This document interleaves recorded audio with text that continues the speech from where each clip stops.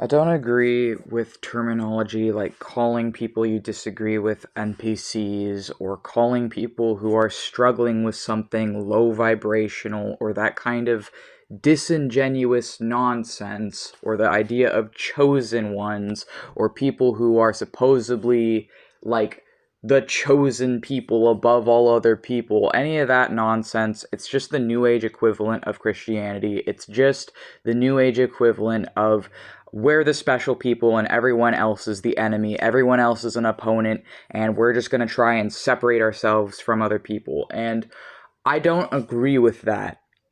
However, I will say that I have noticed that for some people, I have noticed the way in which they act is the same as a spiritual fear eater.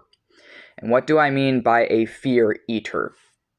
So, a fear eater is a kind of spirit, such as a vampire, but not limited to vampires. But actually, vampire is kind of different. A fear eater is a sort of spirit that is not self aware, that does not have free will, that is sort of like a hallucination or a mental projection of a kind of monster that just feeds on attention, energy, and just sustains itself purely based on your focusing and attention on it. So what does this mean? So essentially, if you don't give it any energy, it will literally starve and die. Like if it doesn't successfully scare you, which is its food source, is your emotional reaction to it. If you don't give it any emotion, then this sort of spiritual animal will just phase out of existence. It's for this reason that I believe these creatures are actually psychological constructions, that are sort of these little.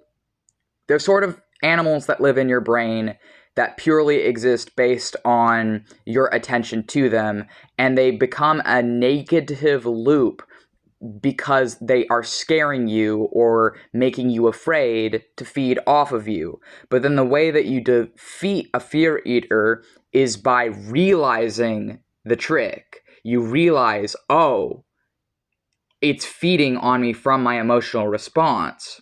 And so you learn to control your emotional response to it, and then eventually it starves and like dissipates and gets recycled back into the subconscious.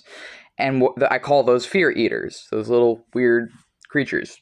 And so those are like the lowest grade, basest, most, I would say, like they're like the cockroaches of demons. They're not even really, in my opinion, like true spirits. They're more just emanations of something that is purely sustained off of a negative emotional reaction. And they can be changed into other kinds of things. Like there's ways to change a fear eater into a lust eater, or there's a little bit of variation therein, but they're like the scavengers, cockroaches, and raccoons of the spirit world. Like they're so basic, and they're not really even like actually people or animals. They're more just like a thing that purely exists to feed and dies if it doesn't feed, and that's all it is. And one of the things I've noticed is that those things, they can make people sick, but mentally. It's a part of mental sickness. It's a personification and animizing of a kind of mental sickness. And what I've noticed is that a lot of the same people who seemingly delight in causing others suffering, whereas I refuse to call those people low vibrational or NPCs because that's too easy.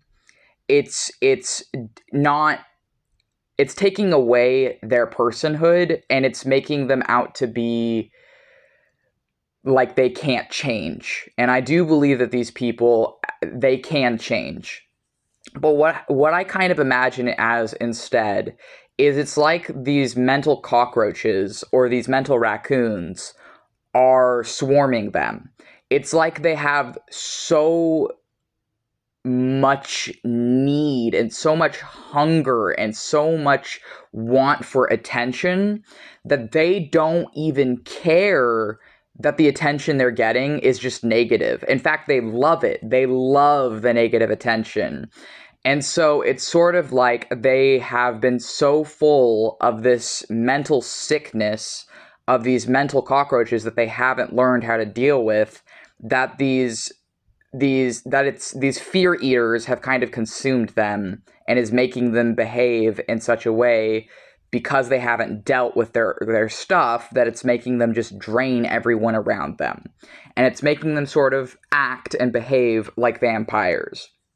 But I do think it's possible for them to heal.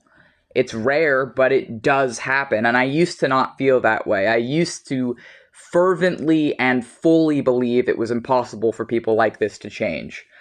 But I've seen it now with my own eyes. I have seen people who were like that, who were just draining everyone around them, harassing people like me just to get a quick fix of energy, just to get that daily dose of attention that they so desperately crave. Just like, I need that negative response. I'm hooked. But I've seen people like that who have changed. So I do believe it is possible for them to change.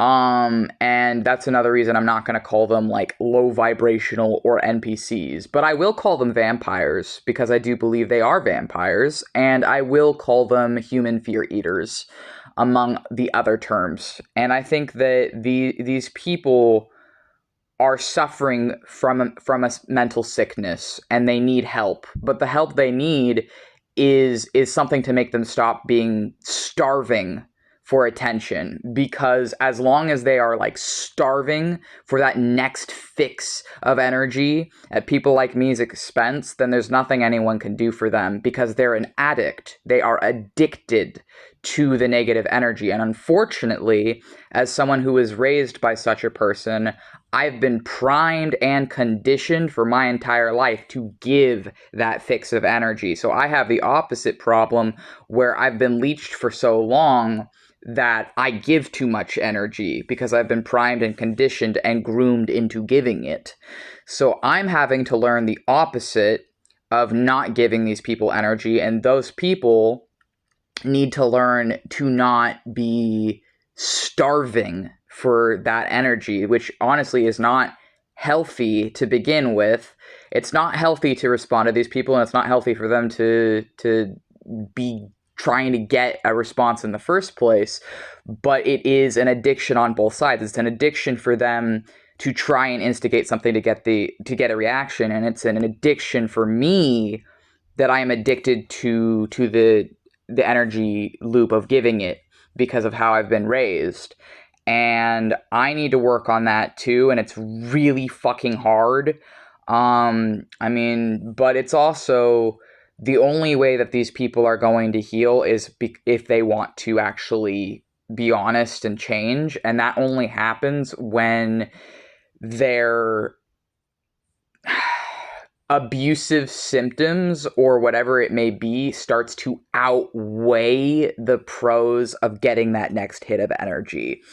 So I know people who they have had to face the consequences of their actions with this, but unfortunately those people are not self-aware enough to realize that the consequences they're facing are because of how they treated someone. They will deny it and blame the person, and actually they will actually act like the person who left them was abusing them, because now they're actually having to deal with the consequences of years of draining people and other things. It does happen. I've seen it happen multiple times. But I do think that after that period, they then realize that they fucked up. And I do think that that eventually happens. And even if they don't tell anyone, even if they don't admit it to the person they hurt, they do admit it to the people around them. They'll admit it to other people. And I've seen that too. And so there is hope for these kinds of people. But if you have been a victim of them, you're not going to see it most likely. And you have to do what you can to protect yourself. And that's also true at the same time as this.